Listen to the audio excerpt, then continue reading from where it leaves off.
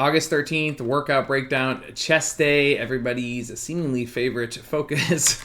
I guess it's kind of one of mine as well, but beside the point. Okay, so monthly emphasis obviously intact.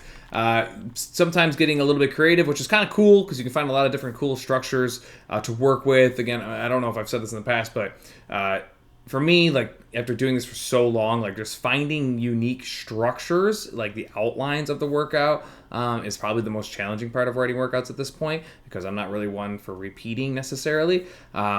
Filling them in with what I want to do is not that hard. It's more of like finding out the appropriate pacing, the appropriate timing on things. Does it make sense in terms of hypertrophy or whatever modalities we're aiming for, and how to rope them all together so they flow fluidly, so there's no questions or confusion.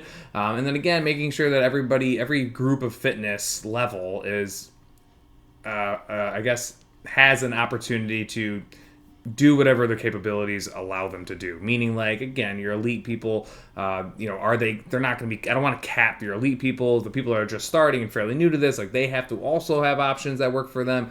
So kind of just like interweaving all of that stuff together is kind of, really fun. Obviously, I enjoy it a lot. But finding new structures like this is kind of neat. So this concept isn't that new to me. It's new a little bit to, I guess, group fitness or core four. So I wanted you guys obviously to still maintain the monthly emphasis of the aerobic endurance. I keep saying muscular endurance, aerobic endurance, which is where you see the 500 meter run in there. But I really wanted to find a way to make sure that you are still, with an elevated heart rate after round one, still moving your normal amount of weight. So you're going to do your flat bench chest press at 50% plus. So that's your normal weights right there. All right. You can absolutely go over that if you'd like. You'll have a 90-second break. You'll then go into a superset, so a decline press at the same weight you just used the flat bench with. So you get 90 seconds, maintain the same weight. For a lot of people, that is pretty equal weight for decline and flat bench. Not exactly perfect, but for a lot of you it is. So that should be pretty good transition right there for most of us. Obviously, superset with push-ups. That's always challenging, right? But then turn around and go directly into a 500-meter run, which isn't exactly super short.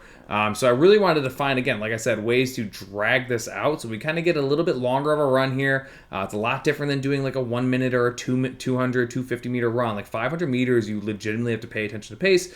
You have to have the conditioning levels in order to finish that. And then again, you just get a 1 minute rest off of that 500, which is not favorable. And then you have to turn around and try to maintain your weights through this. I'm hoping you guys will get through at least 5 rounds. I would probably see everybody 4, 5, depending on how fast you're running.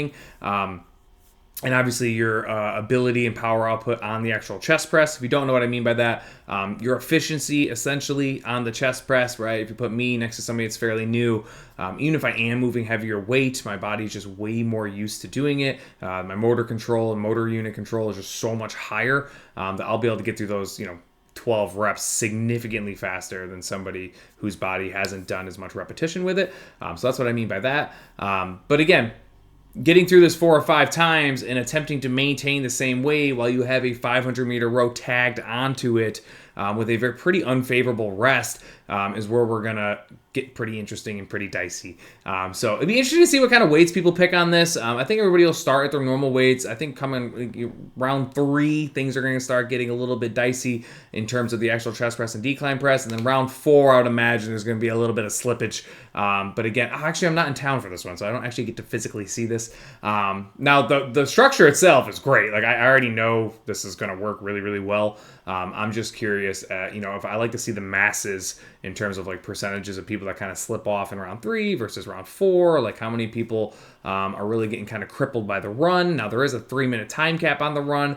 But again, like I said a few times already, that 500 meter into a simple 1 minute break is just not super favorable. But again, that's kind of what I wanted here. I wanted that to be a thing, and I wanted that to kind of be the emphasis. But you still get your weight training here as well. And then again, the second block, you're going to be shot after the first block.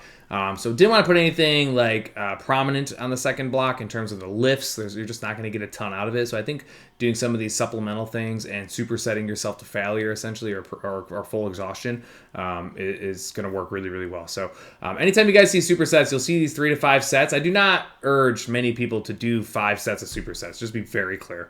Like 5 sets is just an absolute ton. Like the volume is crazy. So most people should be doing 3 your more conditioned or seasoned lifters 4, and then there's 10% of the gym that should be doing 5 sets of a superset under these particular circumstances. And 90 seconds isn't even that much time for a superset. Like reality, you probably want closer to 2 minutes. So again, that should behoove the newer lifters to doing 4 or definitely not 5 sets. But tricep press, fly press with a pause, which is going to force you to pause kind of down in the mud here when your muscles are fully lengthened. And then again, getting out of that fully lengthened position is going to be really, really tough, especially again, given how pre-fatigued you are already.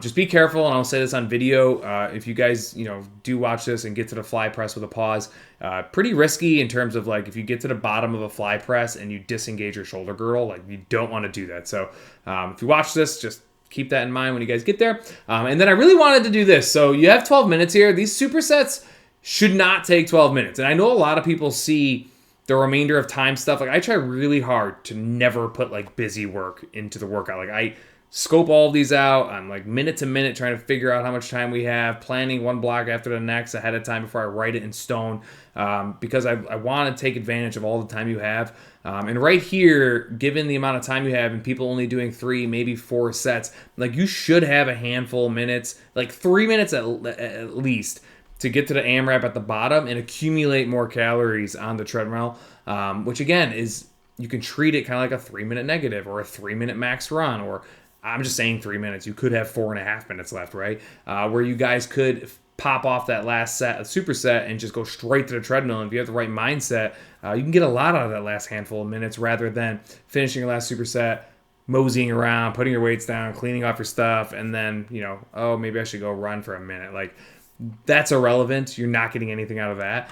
So again, watching these videos, I'm hoping you guys can see that like you should have time to do that, and you can go into this workout kind of knowing ahead of time to take advantage of that last handful of minutes rather than essentially wasting it. So hopefully this goes well. I know people love chest day. I'm sad I'm missing this, but I'm sure I'll get plenty of feedback.